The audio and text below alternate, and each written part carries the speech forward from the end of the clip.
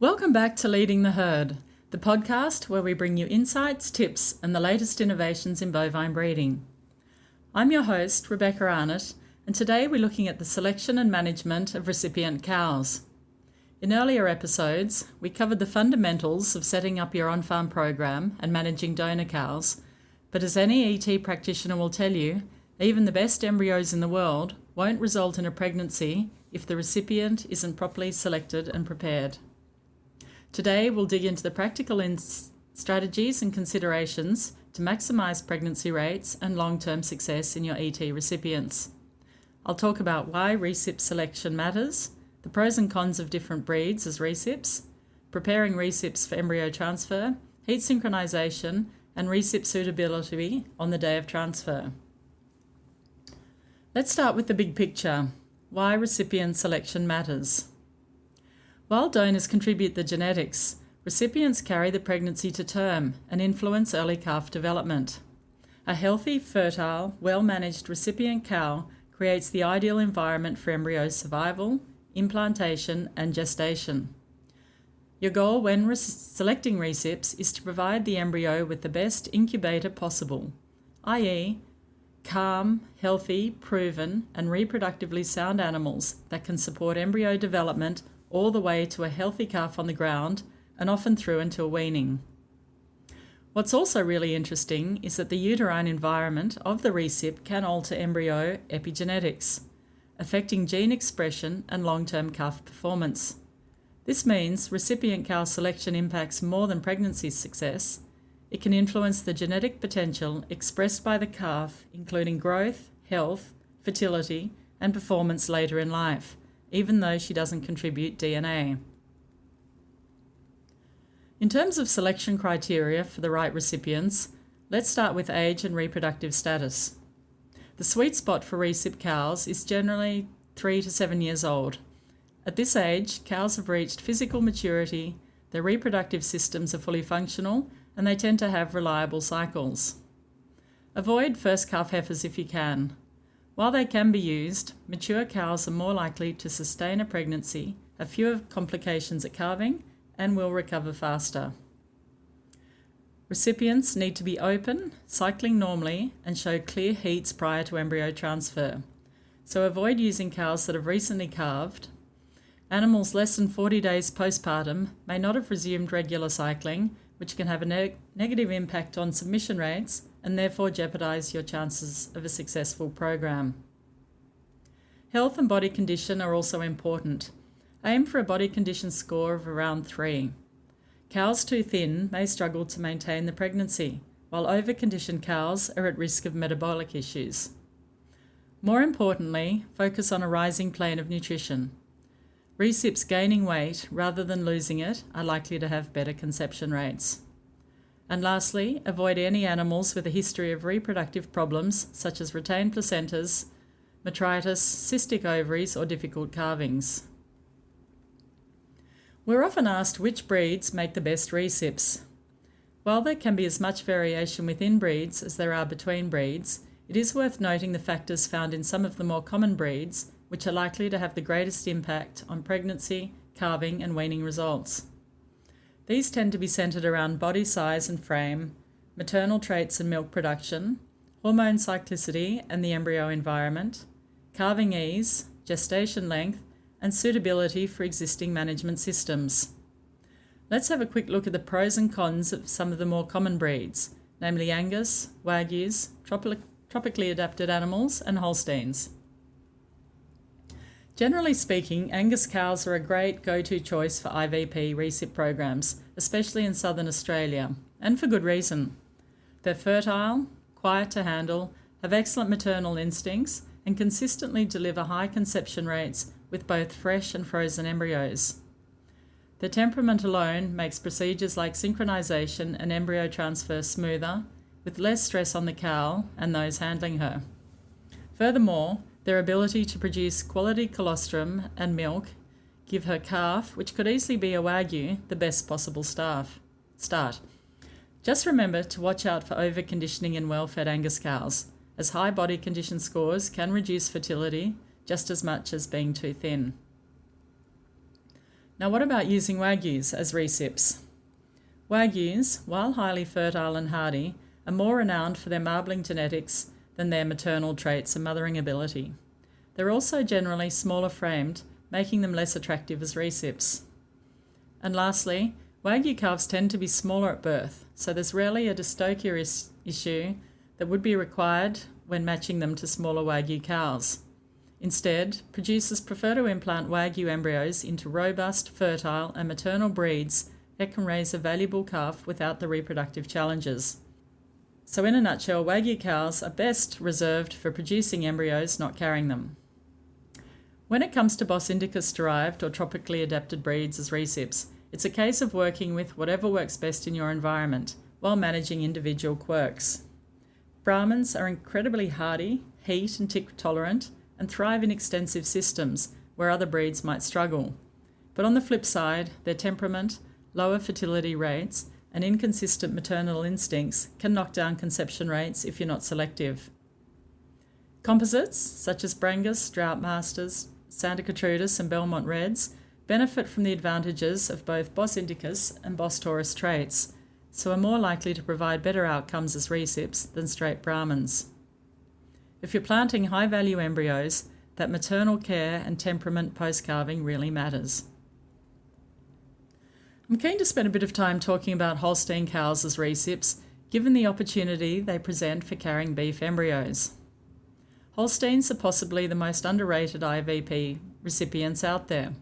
They're large-framed, easy to handle, and their reproductive tracts are typically very accessible for embryo transfer. Plus, their fertility rates stack up surprisingly well, particularly when using synchronised, lactating cows in good condition and on a rising plane of nutrition. Consider this. Dairy farmers typically only need a third of the females they produce as replacement heifers. The other 2/3 are generally classified as surplus or low-value byproduct of the dairy system, which is a real challenge for the dairy industry, not to mention the male bobby calves. While there is a growing market for beef on dairy, i.e. AIing a dairy cow with beef semen, imagine instead of being AI'd with beef semen, we put a high-value beef embryo into dairy cows, i.e. beef in dairy, and breed only the number of replacement dairy heifers needed using the very best dairy genetics. The beef industry is short of recips, and the dairy industry essentially has surplus recips. It has cows needing to be pregnant. If we shift to beef in dairy, the calf produced would be of consistently more value and should warrant being reared.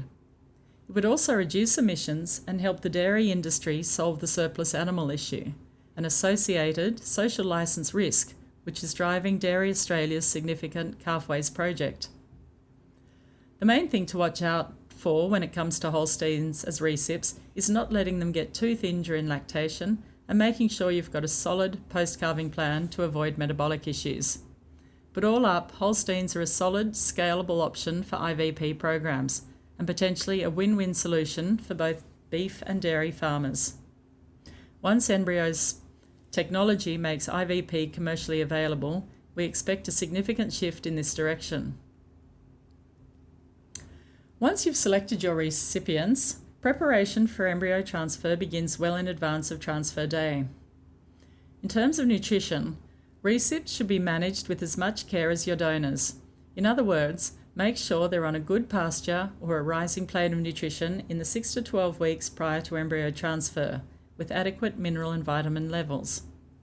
Pay particular attention to macro minerals, especially calcium, phosphorus, magnesium and potassium, which is important in lactating cows, as well as trace minerals including copper, zinc, selenium and manganese.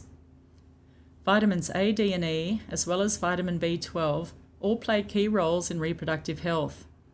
A shot of multimin 3 months prior to ET and selenium where required is recommended. And as with donors, if pasture is short and green but low in fibre, providing grassy hay to maintain rumen function and avoid energy spikes should pay dividends. Stick to your herd health protocols, ensuring cows are vaccinated for reproductive diseases, including Vibrio, Lepto, Pestivirus, and IBR well ahead of transfer. Poor IVP results have often been traced back to feral pigs carrying Lepto, which can have a big impact on fertility and can also cause widespread abortions. Parasite control should also be kept up to date. The next key component of recip management is heat synchronisation. Heat synchronisation in recipient cows is all about ensuring that the cow's reproductive cycles are perfectly timed to accept the embryo at transfer. Because IVP embryos are usually around 7 days old when transferred, the recipient cow's uterus needs to be at exactly the right stage to support implantation and early development.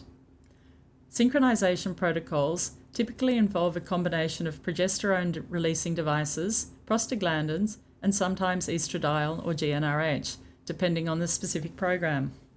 Discuss this with your veterinarian or technician well in advance, bearing in mind the aim is to control and coordinate ovulation so that groups of recips can be implanted at the same time and in a manner that optimises the chances of a successful pregnancy. On the day of embryo transfer, evaluating the suitability of each recipient is critical to maximising the chances of a successful pregnancy. It's not uncommon for 10 to 20% of recips to be deemed unsuitable on the day of transfer, so synchronising an equivalent proportion of surplus recips is recommended to ensure the maximum number of embryos can be transferred.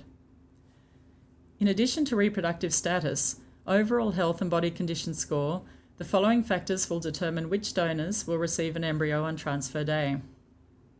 The reproductive tract should be clean and healthy, with no signs of infection. Recipients should display a palpable corpus luteum, or CL, of a good size and texture on the ovary, confirming adequate progesterone production to support early pregnancy. This is critical and is one of the best predictors of pregnancy success. The cervix should be straight and not too thin, while the uterus should feel soft and well-toned, indicating an ideal hormonal environment for implantation. Recips should be checked for any signs of illness, lameness or injury, as these can compromise their ability to maintain a pregnancy. Animals should also have been synchronised properly and be at the correct stage of their cycle, usually 7 days post-estrus. Embryo transfer should ideally match the embryo's stage of development, i.e. a 7-day embryo should go into a 7-day uterus, in other words, 7 days post-ovulation. And lastly, temperament or stress levels should be considered, as elevated stress can negatively impact embryo survival. Calm, easy-handling recips tend to have higher pregnancy rates. When you think about it, all recips are technically pregnant following embryo transfer, so minimising embryonic losses post-transfer is critical. Minimising stress and maintaining a rising plane of nutrition are the non-negotiables here. So to wrap up, the 3 key takeaways from today are as follows. Firstly, good recipients make good pregnancies. Choose recips with the same care and attention you give to donors. Health, temperament, and reproductive history matter. Secondly, synchrony and nutrition are non-negotiable. Well-managed synchronisation protocols and a rising plane of nutrition significantly increase the likelihood of success. And lastly, post-transfer management closes the loop. Minimise stress, maintain nutritional consistency, and monitor the animals closely to support early gestation. Thank you once again to Embryo for supporting the Leading the Herd podcast and powering reproductive progress globally. Our team of bovine reproductive specialists are working not only around Australia but around the world to optimise future breeding systems. If you'd like to learn more or book a program, give us a call or get in touch via the Embryo website, embryo.com. And if you found today's episode interesting or of value, please like it, share it, and leave us a review. Let's accelerate genetic improvement sustainably and together.